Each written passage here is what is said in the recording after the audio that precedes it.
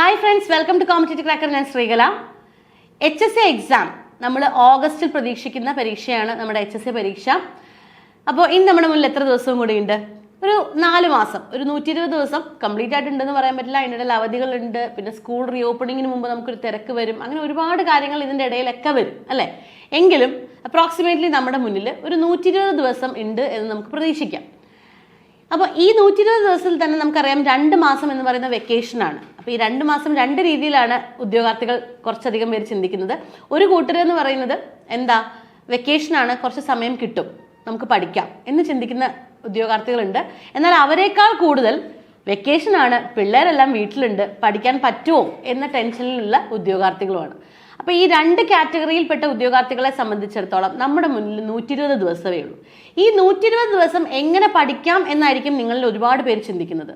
അപ്പോൾ ആ ചിന്തയ്ക്ക് ഒരു ആക്സിലറേഷൻ തരാൻ വേണ്ടിയിട്ട് ഇനിയുള്ള 120 ദിവസം എന്ത് ചെയ്യാൻ പാടില്ല എന്നാണ് ഇന്നത്തെ ഈ ഒരു വീഡിയോയിൽ ഞാൻ ഡിസ്കസ് ചെയ്യാൻ പോകുന്നത്. സോ ത്രൂ ഔട്ട് കാണുക. എന്ത് ചെയ്യാൻ പാടില്ല എന്ന് നമ്മൾ വളരെ പ്രധാനമായിട്ടും അറിഞ്ഞിരിക്കേണ്ട കാര്യമാണ്. കാരണം അത് നമ്മുടെ പഠനത്തെ നന്നായിട്ട് തന്നെ പുറകോട്ട് വലിക്കും. അതുകൊണ്ട് തന്നെ നമുക്ക് നോക്കാം എന്തെല്ലാം കാര്യങ്ങളാണ് ഇനിയുള്ള ദിവസത്തിൽ ഒരു കാരണവശാലും നമ്മൾ HSCയിൽ ചെയ്യാൻ പാടില്ലാത്തത്. ഏറ്റവും ആദ്യം തന്നെ പറയാനുള്ള കാര്യം, പോയിന്റ് നമ്പർ 1 എന്ന് പറയുന്നത് പെർഫെക്ഷനിസത്തിന്റെ പുറകെ പോവാതിരിക്കുക. ഓക്കെ, എന്താണ് പെർഫെക്ഷനിസം എന്ന് പറഞ്ഞാൽ, ഞാനിപ്പോൾ ഒരു ടോപ്പിക് എടുത്തു, ആ ടോപ്പിക്ക് ഞാൻ അങ്ങ് നന്നായിട്ട് പഠിച്ചു, അതിനെ ബേസ് ചെയ്തിട്ടുള്ള എല്ലാ ക്വസ്റ്റ്യൻസും ഞാൻ തീർത്തു, അതിനെക്കുറിച്ചുള്ള ഡൗട്ട്സ്, ഇനി എന്തെങ്കിലും കാരണവശാൽ ആ ടോപ്പിക്ക് എനിക്ക് ഫുള്ളായിട്ട് കിട്ടിയില്ല എങ്കിൽ പോലും വീണ്ടും ഞാൻ സമയമെടുത്ത് അത് പഠിച്ചിട്ടേ അടുത്ത ടോപ്പിക്കിലേക്ക് പോകൂ എന്നൊരു വാശി പിടിക്കാതിരിക്കുക. പെർഫെക്റ്റ് ആക്കാനുള്ള സമയം ഇനി നമ്മുടെ കയ്യിലില്ല. എന്നാൽ അതിനെ അത്യാവശ്യം നല്ല രീതിയിൽ പഠിക്കണം. അവിടെ നിങ്ങൾ ശ്രദ്ധിക്കേണ്ടത്, ആ ടോപ്പിക് അർഹിക്കുന്ന ഒരു പ്രാധാന്യമുണ്ട് അല്ലെ, ആ അർഹിക്കുന്ന പ്രാധാന്യം മാത്രം നിങ്ങൾ ആ ടോപ്പിക്കിന് കൊടുത്ത് നിങ്ങളുടെ പഠനം മുന്നോട്ട് കൊണ്ടുപോവുക. സോ ഏറ്റവും പ്രധാനമായിട്ടും പറയാനുള്ളത്, അവോയ്ഡ് പെർഫെക്ഷനിസം.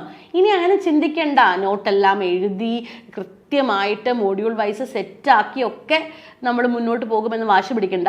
ഷോർട്ട് നോട്ട്സ് എഴുതുക, അതും നിങ്ങൾക്ക് പഠിച്ചാൽ ഓർത്ത് നിൽക്കാത്ത കാര്യങ്ങൾ, അല്ലെങ്കിൽ വീണ്ടും നിങ്ങൾക്ക് നോക്കേണ്ട കാര്യങ്ങൾ വളരെ ചെറിയ, ഇപ്പം ഞങ്ങളൊക്കെ പഠിക്കുന്ന സമയത്ത് മെയിനായിട്ട് ചെയ്തുകൊണ്ടിരുന്ന ഒരു പേപ്പർ ഉണ്ടെങ്കിൽ നമ്മളിങ്ങനെ 2ആയിട്ട് അതിനെ മടക്കും, എന്നിട്ട് ഇവിടെയും എഴുതും, അതുപോലെ ഇപ്പുറത്ത്, അതായത് 4 പോയിന്റ്. അപ്പം നമ്മൾ എന്തിനാ അങ്ങനെ മടക്കുന്നതെന്ന് വെച്ചാൽ പേപ്പർ ലാഭിക്കാനല്ല, എങ്കിലേ നമ്മളതിനെ ഷോർട്ടായിട്ട് എഴുതുകയുള്ളൂ.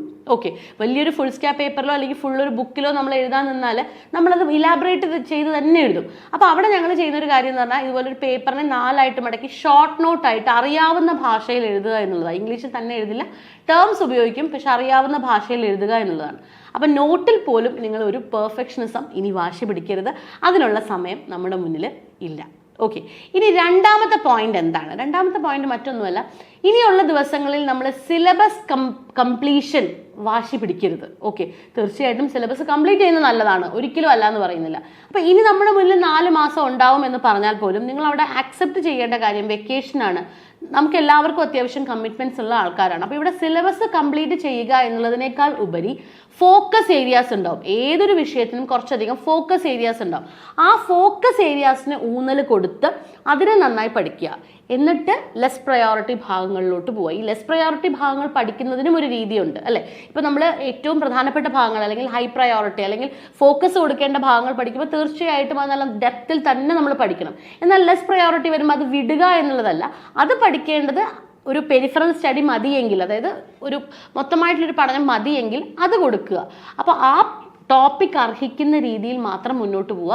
സിലബസ് കംപ്ലീഷൻ നിങ്ങൾ വാശി പിടിക്കണ്ട.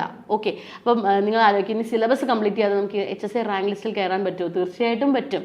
പക്ഷേ അവിടെ ഏത് ടോപ്പിക്ക് പഠിക്കണം, ഏത് പഠിക്കണ്ട എന്ന് തീരുമാനിക്കുന്നതിൽ ഒരുപാട് പ്രാധാന്യമുണ്ട്. തീർച്ചയായിട്ടും പഠിക്കണ്ട എന്നല്ല നമ്മൾ ഉദ്ദേശിക്കുന്നത്, പെരിഫറൽ സ്റ്റഡിയും ഇൻഡെപ്ത് സ്റ്റഡിയും രണ്ടും ആവശ്യാനുസരണം ഉപയോഗിക്കുക എന്നുള്ളത് തന്നെയാണ് ഇവിടെ നമ്മൾ പറയുന്നത്.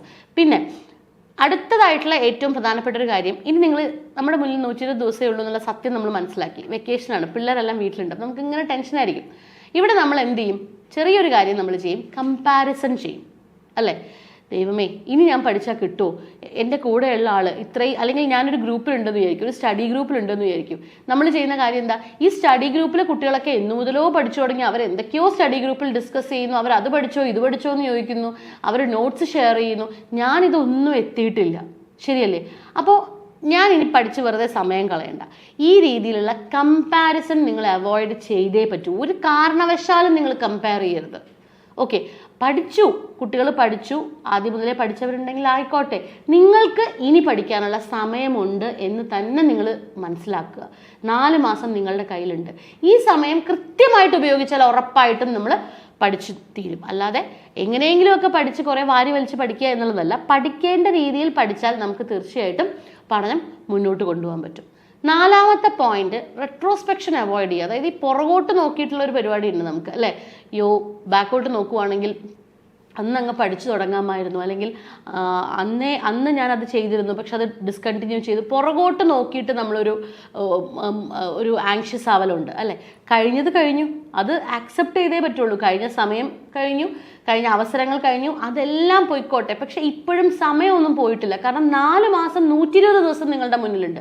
ഈ സമയം നിങ്ങൾ നന്നായിട്ട് ഉപയോഗിക്കുകയാണെന്നുണ്ടെങ്കിൽ തീർച്ചയായിട്ടും ഇപ്പോഴും നിങ്ങളുടെ സ്വപ്നത്തിലേക്ക് അടുക്കാനുള്ള സമയം നിങ്ങളുടെ കയ്യിലുണ്ട്. അത് മനസ്സിലാക്കുക. ഇനി അവസരമില്ല എന്നല്ല ചിന്തിക്കേണ്ടത്, പുറകോട്ടല്ല. ഇനി നിങ്ങൾ മുന്നോട്ടാണ് നോക്കേണ്ടത്.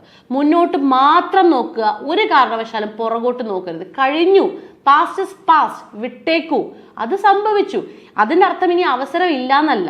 ഓക്കെ, മുന്നോട്ട് മാത്രം നോക്കുക, ഫോക്കസ് ചെയ്യുക. നിങ്ങളുടെ ലക്ഷ്യം പുറകിലല്ല, മുന്നിലാണ്. അപ്പം മുന്നോട്ട് നോക്കിയാൽ പോരെ, എന്തിനാ പുറകോട്ട് നോക്കുന്നത്? സോ എന്ത് ചെയ്യുക? പുറകോട്ടല്ല, മുന്നോട്ട് മാത്രം നോക്കുക.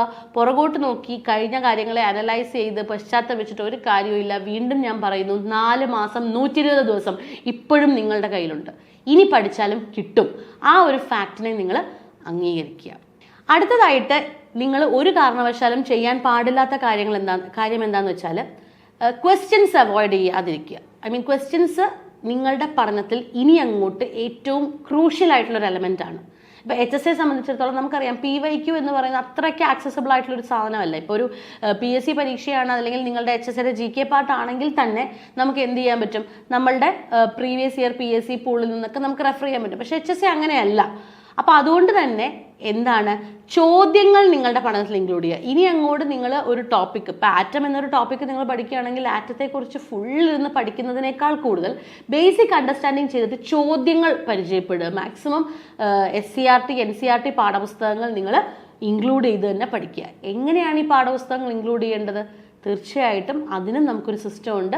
കൃത്യമായിട്ട് നമ്മൾ പഠിക്കുന്ന ആ ഒരു സിലബസിൻ്റെ ഭാഗത്ത് നിങ്ങൾ എന്തെല്ലാം അവോയ്ഡ് ചെയ്താലും SCERTയിൽ കൂടെ ഒന്ന് കണ്ണോടിക്കാതിരിക്കരുത്. തീർച്ചയായിട്ടും ജസ്റ്റ് ഒന്ന് മറിച്ച് നോക്കുക.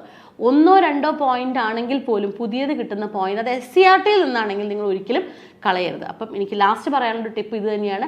SCERT പഠനം ഇനി സമയമില്ല എന്ന് പറഞ്ഞ് നിങ്ങൾ മാറ്റി നിർത്തരുത്. അതൊരുപാട് കുട്ടികൾ ചെയ്യുന്നൊരു കാര്യമാണ്. എല്ലാം കൂടെ ഒരൊറ്റ ബുക്ക് ഞാൻ നോക്കിയാൽ പോരെ, ഇനി SCERTയിലേക്ക് പോകണോ എന്ന് ചിന്തിക്കുന്നവരോട് ഇനിയും നിങ്ങളുടെ SCERT പാഠപുസ്തകങ്ങൾ നിങ്ങളുടെ പഠനത്തിൽ നിന്നും മാറ്റി നിർത്തരുത്. കൃത്യമായിട്ട് അത് ഇൻക്ലൂഡ് ചെയ്ത് തന്നെ പഠിക്കണം. നമുക്കറിയാം, കഴിഞ്ഞ പ്രാവശ്യം നാഷണൽ സയൻസ് എക്സാമിന് അത്യാവശ്യം ക്വസ്റ്റ്യൻസ് നമ്മുടെ പാഠപുസ്തകത്തിൽ നിന്നൊക്കെ ചോദിച്ചതാണ്. അപ്പോൾ അതെല്ലാം നിങ്ങളുടെ പഠനത്തിന് ഇനിയും സഹായമാകുന്ന കാര്യങ്ങളാണ്. സിലബസിലെ ഭാഗം പഠിക്കുമ്പോൾ അത് പാഠപുസ്തകത്തിൽ എവിടെയാണ്, എന്താണ് എന്നുള്ളത് മനസ്സിലാക്കി തന്നെ അതും കൂടി നിങ്ങളുടെ പഠനത്തിൽ ഇൻക്ലൂഡ് ചെയ്യുക. ഒപ്പം ചോദ്യങ്ങളെ മാറ്റി നിർത്താതിരിക്കുക.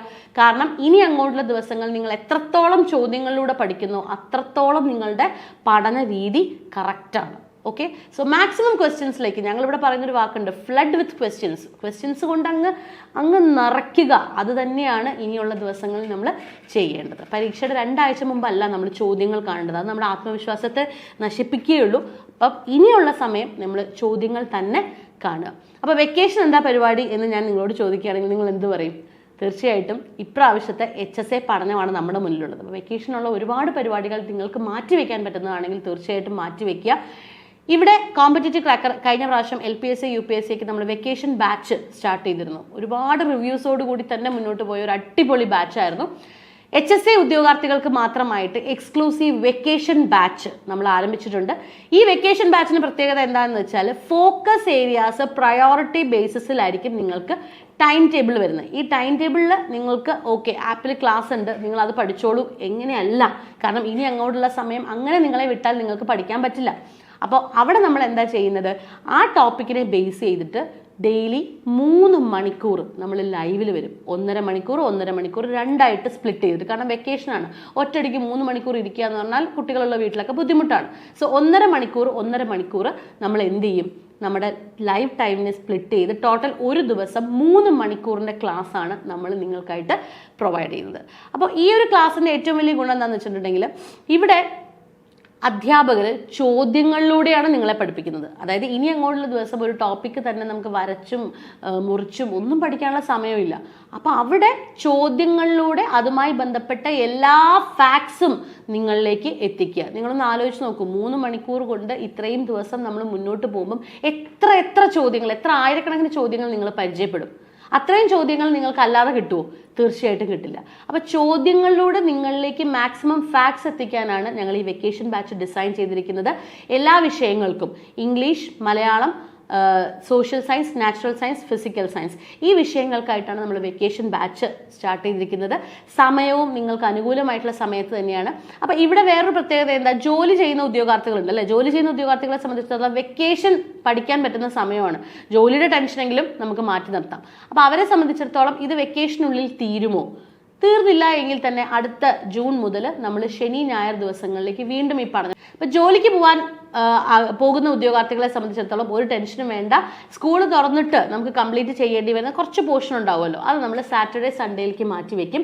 എക്സാം വരെ ടീം CC നിങ്ങളോടൊപ്പം ഉണ്ടാവും. എക്സാം വരെ ഫുൾ സപ്പോർട്ടും മോഡൽ എക്സാംസും എല്ലാമായിട്ട് കോമ്പറ്റീറ്റീവ് ക്രാക്കർ നിങ്ങളോടൊപ്പം ഉണ്ടാവും. ഇതിന് മറ്റൊരു അട്രാക്ഷൻ എന്ന് പറയുന്നത് ഇതിൻ്റെ ഫീസ് ഇളവ് തന്നെയാണ്. 50%ലേക്കാണ് നമ്മുടെ ഫീസ് ഇളവ് വന്നിരിക്കുന്നത്. അപ്പോൾ കോമ്പറ്റീറ്റീവ് ക്രാക്കറിൻ്റെ HSA കോഴ്സ് എന്തുകൊണ്ടാണ് കോമ്പറ്റീറ്റീവ് ക്രാക്കർ എന്ന് ചോദിച്ചാൽ ഒറ്റ ഉത്തരമേ ഉള്ളൂ, കഴിഞ്ഞ പ്രാവശ്യത്തെ റിസൾട്ട്. HSAക്ക് കേരളത്തിൽ HSAക്ക് മാത്രമായിട്ട് റാങ്ക് ഹോൾഡേഴ്സ് മീറ്റപ്പ് നടത്തിയ കോമ്പറ്റീറ്റീവ് ക്രാക്കറിന്റെ HSA വെക്കേഷൻ ബാച്ച് ആരംഭിക്കുകയാണ് ഏപ്രിൽ മാസത്തിൽ. അപ്പോൾ ഈ ഒരു വെക്കേഷൻ ബാച്ചിൽ ജോയിൻ ചെയ്യാനായിട്ട് എന്ത് ചെയ്യുക, നമ്മുടെ ബോർഡ് നമ്പറിൽ കോൺടാക്ട് ചെയ്യുക 8589083568. ഇതൊരു ലൈവ് സെഷനാണ്, ലൈവ് ക്ലാസ് ആണ്. അതുകൊണ്ട് തന്നെ ഇവിടെ ഉദ്യോഗാർത്ഥികൾക്ക് കൗണ്ട് ഉണ്ടാവും. നമുക്ക് ഒരുപാട് പേരെ നമ്മുടെ സൂം ആയാലും നമ്മുടെ പ്ലാറ്റ്ഫോം അനുവദിക്കുന്ന ഒരു കൗണ്ടിലേക്ക് നമുക്ക് ആ ലൈവ് ക്ലാസ് ഷെഡ്യൂൾ ചെയ്യാൻ പറ്റുള്ളൂ. സോ അവിടെ നിങ്ങൾക്ക് ആ കൗണ്ട് ഉണ്ടാവും. അതുകൊണ്ട് തന്നെ ആദ്യം രജിസ്റ്റർ ചെയ്യുന്നവർക്ക് സീറ്റ് ഉറപ്പാണ്. അതുകൊണ്ട് എത്രയും പെട്ടെന്ന് കോൺടാക്ട് ചെയ്യുക കൂടുതൽ വിവരങ്ങൾക്കായിട്ട്. ഉറപ്പാണ് ഈ വെക്കേഷൻ ബാച്ച് നിങ്ങളുടെ പഠന രീതിയെ മാറ്റിമറിക്കും, ആക്സലറേറ്റഡ് ആയിരിക്കും. കുട്ടികളുണ്ടെങ്കിലും ഈ 3 മണിക്കൂർ നമ്മൾ മാറ്റി വെച്ചേ പറ്റൂ. ഓട്ടോമാറ്റിക്കലി നിങ്ങൾ നിങ്ങളുടെ പഠനത്തിൻ്റെ ട്രാക്കിലേക്ക് എത്തും. സോ എന്ത് ചെയ്യുക, ഇങ്ങ് പോന്നോളൂ മക്കളെ. ഇതുവരെ പഠിച്ചില്ല എങ്കിൽ ഒരു കുഴപ്പമില്ല, ഇനിയും നിങ്ങൾക്ക് അവസരമുണ്ട്, തട്ടിക്കളയാതിരിക്കുക. വീണ്ടും നമുക്ക് കാണാം മറ്റൊരു വീഡിയോയിലൂടെ. Thank you.